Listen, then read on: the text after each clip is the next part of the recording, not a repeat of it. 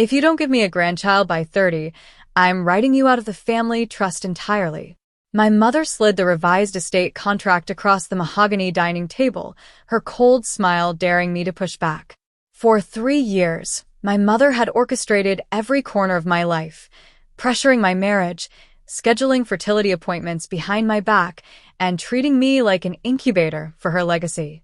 Everyone in our family painted me as the selfish, ungrateful daughter who refused to fulfill a dying mother's final dream.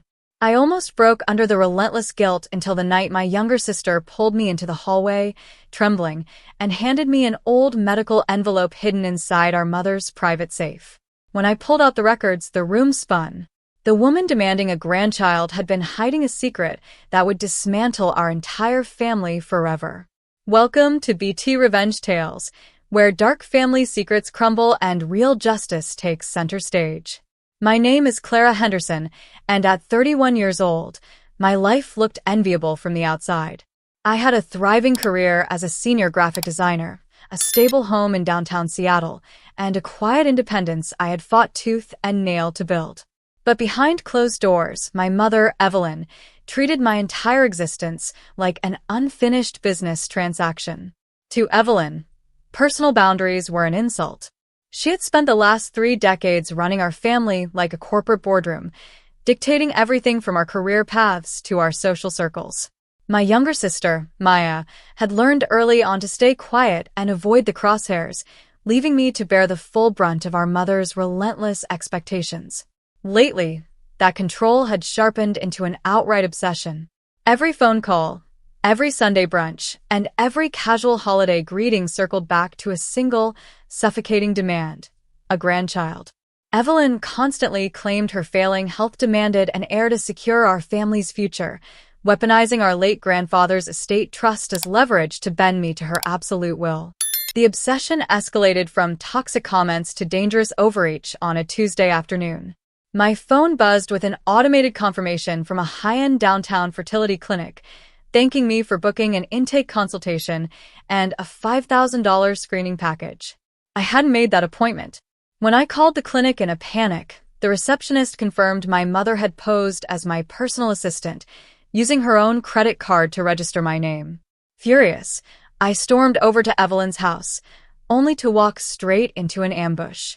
She had arranged an elaborate dinner party with our extended relatives, turning my private life into public theater. Before I could even pull her aside, Evelyn clinked her crystal glass, announcing to the entire room that she was stepping in to fix my broken priorities before it was too late. She painted me as cold, selfish, and ungrateful, publicly daring me to reject her maternal generosity. Every aunt and cousin nodded along, completely blind to the calculating cruelty hidden beneath her performance. The humiliation hung thick in the air as the dinner guests finally trickled out, leaving me trembling with quiet rage in the empty foyer.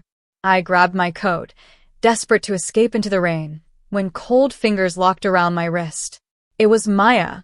Her face was chalk white, her eyes darting nervously toward the staircase, where Evelyn was humming victoriously in her bedroom. Without a single word, Maya pulled me down the dimly lit hallway, dragging me into the locked downstairs guest room and deadbolting the door behind us. She reached deep into her designer handbag and produced a heavy brass lockbox along with a worn, tarnished key. Maya told me her hands were shaking when she slipped into Evelyn's walk-in closet earlier that evening to fetch a spare shawl. Tucked beneath an antique vanity false bottom, she had found the locked box sitting inside a fireproof safe left slightly ajar. Inside lay yellowed medical envelopes, legal filings, and adoption registries from 30 years ago that tore our entire reality apart. My fingers shook as I pried open the brass lid and unfolded the brittle documents. The first paper was a certified medical affidavit from 32 years ago, proving Evelyn had undergone a full hysterectomy long before Maya or I was ever brought home. We were adopted through a private, closed arrangement, a fact she had buried under decades of calculated deception. The second document was the original, unamended copy of our late grandfather's multi-million-dollar generational trust. The legal stipulations were black and white. Evelyn held executor power only on the strict condition that the direct family lineage produced an heir before her 65th birthday. If no biological descendant existed, full ownership of the estate, the luxury properties, and the investment portfolios would bypass her entirely, transferring directly to a charitable foundation managed by our grandfather's estranged brother. Evelyn was turning 65 in 3 months. Her suffocating demands, the public humiliation, and the fake health scares had nothing to do with maternal longing or family pride. She was terrified of losing her fortune, and she was using my body as her financial shield. The shock burned away, replaced by an icy, absolute clarity. Instead of confronting Evelyn in a storm of useless screams, Maya and I took high-resolution scans of every single record, sealing the originals safely inside a secure bank vault. The very next morning, we brought the entire file to an independent estate attorney who confirmed the brutal reality. Evelyn had committed systemic fraud for over 3 decades to maintain control of the assets. Rather than tipping our hand, we laid a meticulous trap. I called Evelyn that afternoon, deliberately softening my tone to sound defeated, tearful, and broken by her relentless pressure. I told her I was finally ready to sign her compliance contract, agree to her fertility protocols, and secure my inheritance. My only condition was that we finalize the paperwork during an official family meeting inside her attorney's downtown boardroom, complete with a full, formal disclosure of all estate holdings.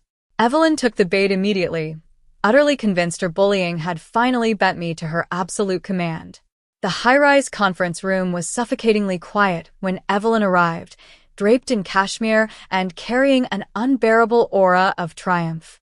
Her attorney smoothly slid the binding compliance contract toward me, pointing to the empty signature line that would hand over my personal autonomy.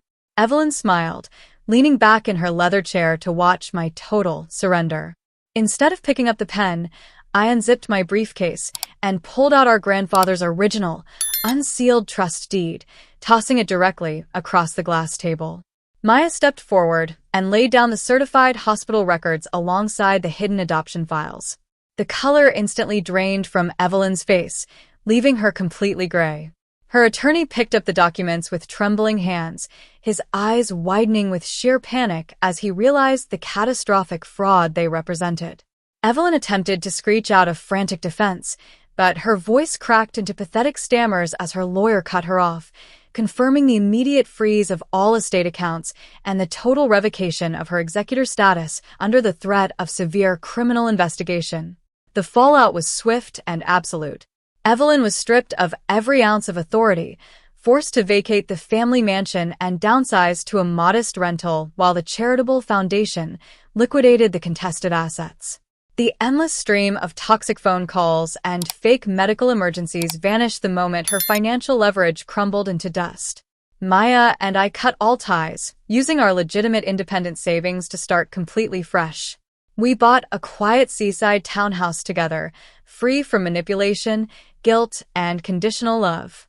For the first time in 31 years, my future belongs entirely to me, shaped by my own choices rather than someone else's desperate schemes. Would you have exposed the secret in front of the lawyers, or walked away quietly to protect yourself? Drop your honest thoughts and the city you are watching from in the comments below. Be sure to like and subscribe for more stories where truth always claims the final victory.